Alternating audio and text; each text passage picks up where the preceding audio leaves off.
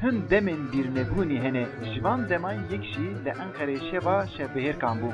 Binge havan şevan le Herêma Kurdan rahayê destekliye û ana jî belavî her derê Tirkiye bûye.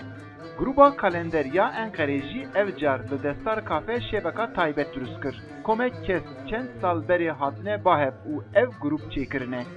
Helekê da acînê xav yê bi tûş tê çêkirin heladin da jî dengê müzikê guftarvana mestîke. Soliste ve grubê yê Temenmezin İsmail Özcan derheqê vê şevê da nêrînê xwe wiha vedibêje. Birkaçımız bir araya geldik. Bi teşebbüskirina Gulan Xan em çend kes hatin bahev. Em hemû bi ruhekî amatör servîkarî mijûl dibîn. Li hemû hevan jî dixwazin bi awayekî profesyonelî servîkarî bisekinin. Em hênû kaldırman hildikşînin. Li ez wê alî de bihêvî me.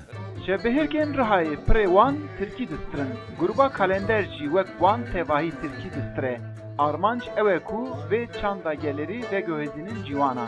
Amacımız Armancame ev ku müzika hüneriya Türk bi civanan bidin heskirin û jiyandin. Di vê erdnîgariyê da müzik û çandên gelek girîng hene.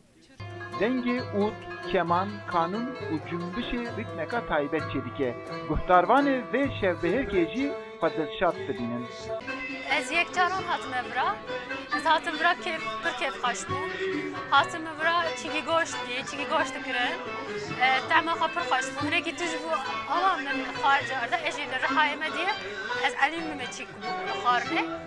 Stran û çêkirina kiftên xav taybetiya vê şevê diyar dike.